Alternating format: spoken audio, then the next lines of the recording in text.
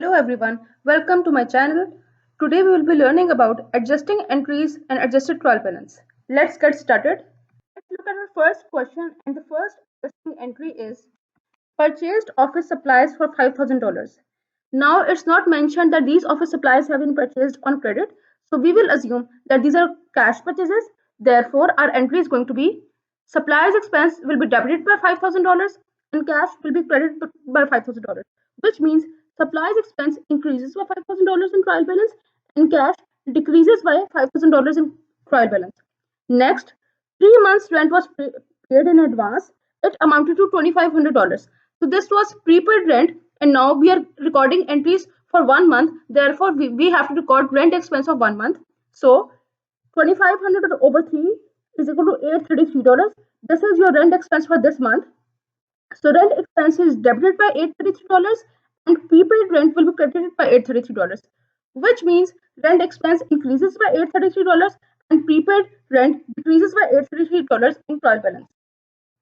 Then you have PPE purchased during the year for $96,000.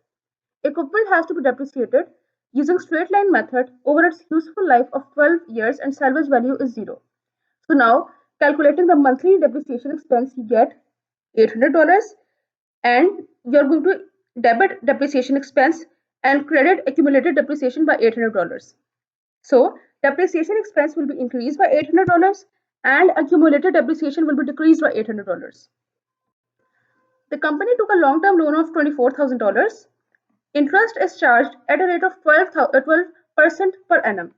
So calculating interest for 1 month, 12% multiplied by 24,000 over 12 and you get $240. Interest expense is going to be debited by $240 and interest payable is credited by $240. So interest expense will be increased by $240 and interest payable is also going to increase by $240.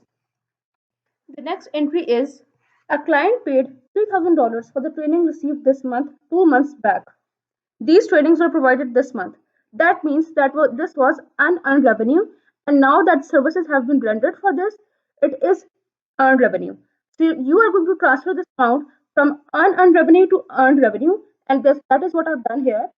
Unearned client fees is debited by $3,000 and earned revenue is credited by $3,000. That means unearned client fees you're going to subtract by $3,000 trial balance and earned revenue will increase by $3,000 in trial balance. Next, received $690 from a client who purchased goods on credit last month. So that means your debtor has paid you $690 and you are going to record it as such.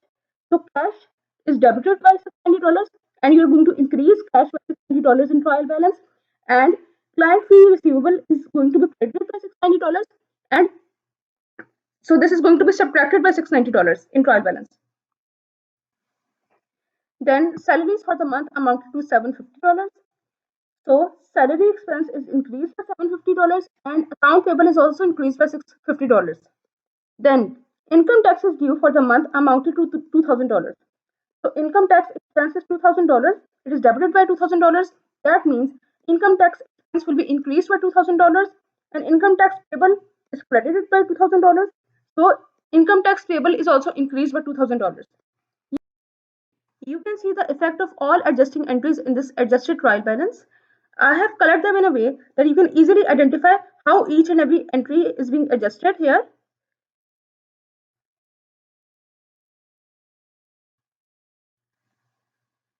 Please go through all these entries by yourself and try doing this example so that you can assess whether you have mastered all the concepts of adjusting entries and adjusted trial balance.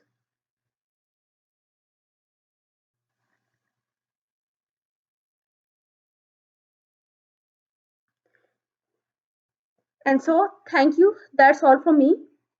For quick guides on any concepts of management sciences, please like and subscribe to my channel. Thank you.